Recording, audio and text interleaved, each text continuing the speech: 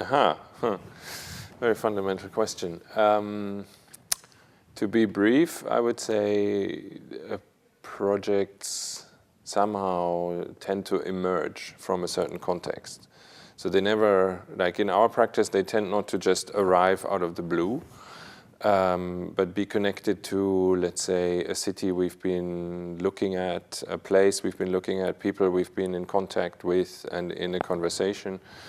So a project, the question somehow induces that the project will be isolated from everything else, and I think it never is. And this is quite, for us, it's quite important because that we're very context-oriented, so or relational in the way we try to understand and see things. So for us to somehow work with this kind of embedded condition of a question or a project, that's always a starting point. Most projects nowadays arrive from this kind of soft context. Some of the projects many of them somehow really come from conversations between people where it's about, and this could be people inside Raumlabor or people outside Raumlabor, where it's about I don't know, questioning a situation and starting an imaginary or finding a topic to investigate further. Of course, then you have a rough idea. This could be interesting between 2 or 3 minds, but that could be a very good trigger, I would say.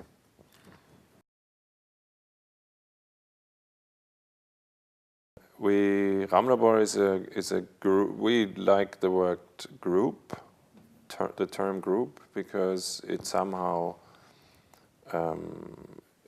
we feel it incorporates some more qualities than network. Network tends to be a bit anonymous and open, while a group for us involves criteria like trust, potentially friendship. Which is definitely part of the way we work together. We're 9 in this group, and we tend to have teams between 1 and 3 people on one project and then mix these teams through the projects, so that we avoid big meetings where everybody discusses about the content.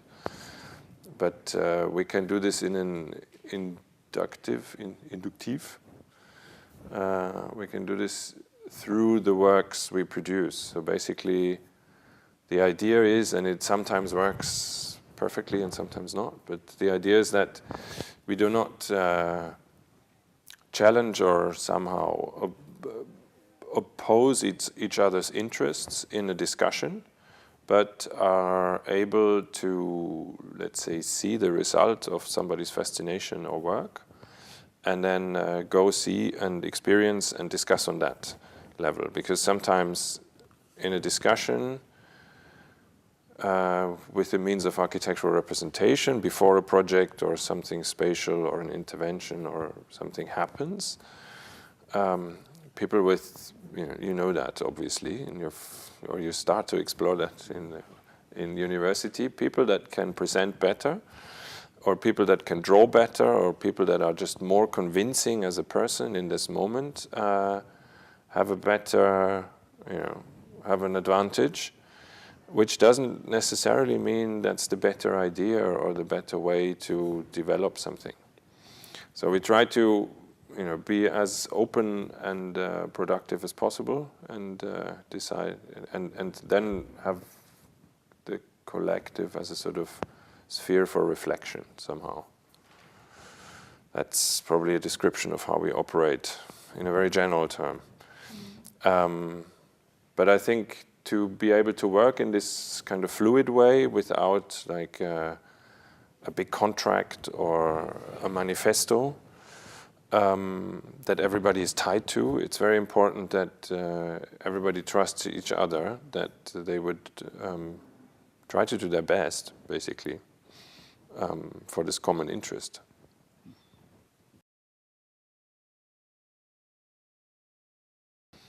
I think the second part of the question is connected to the first question. It's, I would say that's already answered. But are there parts where I'd like to intervene? Yes, of course, there are.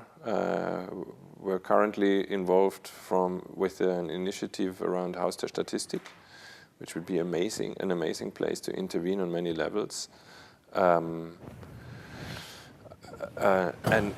Mentioning this project, I think it's also interesting to note that in a way we're of course trying to understand how the city develops and critically reflect also with our practice to what's happening in the city.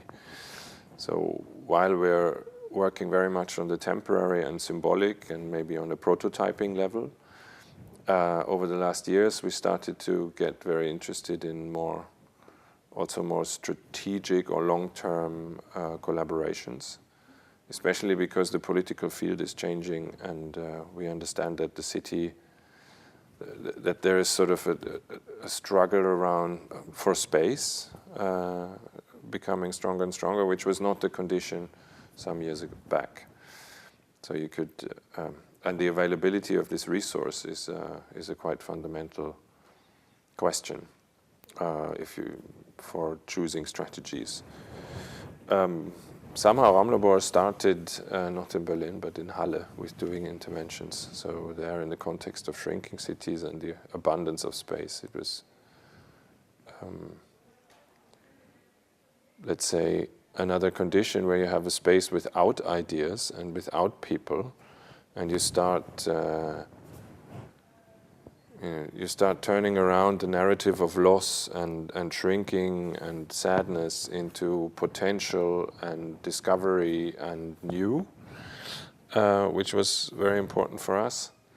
If I would choose more spaces in Berlin, to turn around to your question, of course I'm always following, and we'll be talking about our Tempelhof framework, just to illustrate that briefly. I think that's a very fascinating place. And that's maybe it at the moment, just like to name two that are very current and ongoing. But of course there's more to discover.